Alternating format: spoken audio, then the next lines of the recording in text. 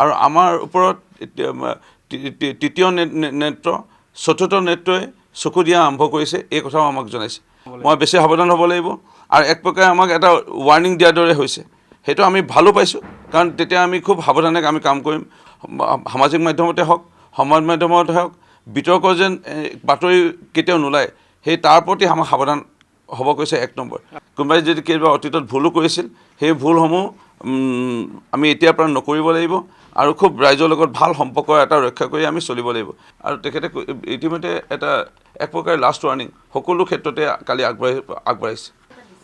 মাননীয় মুখ্যমন্ত্ৰী মহোদয়ে বাৰম্বাৰ আমাক এই কথা তেখেতে সদায় আমাক বুজাই আহিছে যে ভাৰতীয় জনতা পাৰ্টীৰ নীতি আদৰ্শ হ'ল নেশ্যন ফাৰ্ষ্ট, ৰাষ্ট্ৰীয় প্ৰথম, তাৰপিছত আমাৰ সমাজ, আৰু তাৰপিছতে আমাৰ সমাজৰ লগত দলৰ এটা সন্মান জড়িত হৈ আছে, তাৰপিছতে ব্যক্তি। সেইকাৰণে এই ব্যক্তিটো আমাক একদম শেষত ৰাখিব গৈছে। আমাৰ স্বাৰ্থ, আমাৰ পৰিয়ালৰ যদি কিবা স্বাৰ্থ থাকে, সেইখিনি আমাৰ একদম শেষত। প্ৰথম দেশৰ উন্নয়ন, তাৰপিছত সমাজৰ হিতৰ কথা চিন্তা কৰি দলৰ সন্মান যেন অটুট থাকে, এইখিনি আমাক কৰি যাব গৈছে। আৰু যাৰ কাৰণে আমাক খুব সূক্ষ্মভাৱে কাম কৰিব গৈছে। আৰু আমাৰ ওপৰত তৃতীয় নেত্ৰ চতুৰ্থ নেত্ৰই চকু দিয়া আৰম্ভ কৰিছে, এই কথাও আমাক জনাইছে। সেইকাৰণে খুব সাৱধানে কেতিয়াও কোনো সামাজিক মাধ্যমতে হওক, সংবাদ মাধ্যমতে হওক, বিতৰ্ক যেন বাতৰি কেতিয়াও নোলায়, সেই তাৰ প্ৰতি আমাক সাৱধান হ'ব কৈছে 1 নম্বৰ। এক প্ৰকাৰে স্বাভাৱিক মই বেছি সাৱধান হ'ব লাগিব আৰু এক প্ৰকাৰে আমাক এটা ৱাৰ্ণিং দিয়াৰ দৰে হৈছে। সেইটো আমি ভালো পাইছোঁ, কাৰণ তেতিয়া আমি খুব সাৱধানে আমি কাম কৰিম। ক'ৰবাত যদি কিবা ভুল হৈ আছিলে, সেইখিনি আমি অকণমান চাই পেলাই আমি কাম কৰিম। মাননীয় মুখ্যমন্ত্ৰী মহোদয়ে খুব এটা সুন্দৰ বিষয় ক'লে যে ভাৰতীয় জনতা পাৰ্টীৰ চৰকাৰ বিশেষভাৱে অসমৰ ৰাইজৰ কাৰণে, অসমৰ সমাজৰ কাৰণে, খিলঞ্জীয়া মূলৰ লোকৰ কাৰণে খুবেই প্ৰয়োজন। আৰু এই চৰকাৰ অহাৰ বাবে আমাৰ চৰকাৰ আহিব লাগিব, সকলো বিধায়ক জিকি আহিব লাগিব। যাৰ কাৰণে মাননীয় মুখ্যমন্ত্ৰী মহোদয়ে কৈছে আমাৰ সোঁৱে বাৱে থকা লোকসকল বা আমাৰ লগত থকা অনবৰতে যিসকল লোক, ইয়াৰ গাড়ীৰ পাইলটো হ'ব পাৰে, ড্ৰাইভাৰ হ'ব পাৰে, চালকো হ'ব পাৰে, আমাৰ দেহৰক্ষী বা PSO বা আমাৰ ব্যক্তিগত সচিব, ব্যক্তিগত সহায়ক, PA, PS যোন হওক, বা আমাৰ ককায়েক ভায়েক, সকলোৱে যেন কোনো দাগ নথকা হ'ব লাগে। কোনোবাই যদি কেতিয়াবা অতীতত ভুলো কৰিছিল, সেই ভুলসমূহ আমি এতিয়াৰ পৰা নকৰিব লাগিব আৰু খুব ৰাইজৰ লগত ভাল সম্পৰ্ক এটা ৰক্ষা কৰি আমি চলিব লাগিব। এনেধৰণে বহুত দিহা পৰামৰ্শ আগবঢ়ালে তেখেতে।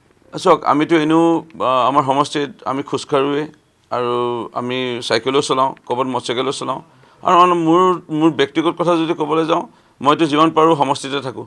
সেইকাৰণে আমাক সেই কথাই কৈছে যে সমষ্টিত থাকিব লাগিব, ৰাইজৰ লগত থাকিব লাগিব আৰু ৰাইজৰ কামসমূহ ন্যায়িকে কৰাৰ বাবে চৰকাৰী আঁচনিসমূহ ৰূপায়ণৰ ক্ষেত্ৰত বিধায়কসকলে যি কৰণীয় ভালধৰণে কৰিব লাগিব। মাননীয় মুখ্যমন্ত্ৰী মহোদয়ে আমাক লৈ পেলাই অকণো অসন্তুষ্টি নাই। তেখেতে কৈছে সকলো বিধায়ককে ৰাইজে ভাল পায়, নহ'লে শেহতীয়াকৈ বিভিন্ন উপ নিৰ্বাচনৰ সময়ত এই বিধায়কসকলকে বেলেগ বেলেগ সমষ্টিৰ পৰা যদিও তালৈ পঠোৱা হৈছিল বা নিয়োজিত কৰা হৈছিল, আজি আমি গোটেইকেইটা সমষ্টিতে আমি জিকিছোঁ।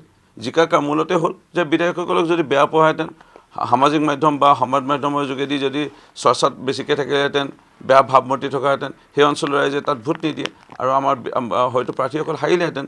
সেইকাৰণে বিধায়কসকলৰ লগত অসন্তুষ্টি নাই, বিধায়কসকলক ভাল পায় ৰাইজে বুলি তেখেতে কালি খুব হাঁহি মুখেৰে কৈছে। কিন্তু বিধায়কৰ লগত থকা যিসকল আছে, সকলো বিধায়কৰ কথাই কম বেছি মানে কৈছে, এই বিধায়কসকলে তেওঁলোকৰ লগত থকা সোঁৱে বয়ে সেই লোকসকলৰ পৰা অকণমান সাৱধান হ'ব লাগিব, তেওঁলোকক অকণমান আঁতৰাই চলিব লাগিব, এইখিনি পৰামৰ্শ আগবঢ়াইছে। আমাৰ খুব ভাল সম্পৰ্ক আছে, অৱশ্যে হয়। মাননীয় মুখ্যমন্ত্ৰী মহোদয়ে কালি এই সভাত আলোচনা হৈছে, 2-এজন ব্যক্তি, মই নাম নকওঁ কেনে পদবীধাৰী, তেওঁলোকৰ লৈ পেলাই তেখেতে উদ্বিগ্ন প্ৰকাশ কৰিছে আৰু তেখেতে ইতিমধ্যে এক প্ৰকাৰে লাষ্ট ৱাৰ্ণিং সকলো ক্ষেত্ৰতে কালি আগবাঢ়িছে। মাননীয় মুখ্যমন্ত্ৰী মহোদয়ে শেহতীয়াকৈ এবছৰমান হ'ল এনেধৰণে আমাক পৰামৰ্শ আগবঢ়াইছিল যে খুব সাৱধানে যিখিনি কথা ক'ব লাগে থাকে সেইখিনিয়ে কৈ বাকীখিনি মুখত অলপ লেগাম লগাব লাগে বুলি আমাক কোৱা হৈছিলে মুখ্যমন্ত্ৰী ডাঙৰীয়াৰ পৰা পৰামৰ্শ, এক প্ৰকাৰে নিৰ্দেশনা। আপোনালোকে চাগে মন কৰিছে মই এবছৰমান তেনে বিতৰ্কত নাই, সেইকাৰণে মোৰ দৃঢ় বিশ্বাস মই সেই গতিয়ে চলিব পাৰিম। গান গাবলৈ, ভালধৰণে গান গাবলৈ, ডিচেণ্ট টু ইট বা খুব ভালধৰণে গান গাবলৈ বা ক'ৰবাত কিবা অনুষ্ঠান পৰিৱেশন কৰিবলৈ তাত বাধা নাই। খালি এনে হ'ব নালাগে যে কোনোবাই কিবা মন্তব্য আগবঢ়াবলৈ সুযোগ পায় তেনে নকৰিবলৈ নকৰি খুব সাৱধানে আগবাঢ়িবলৈ কৈছে।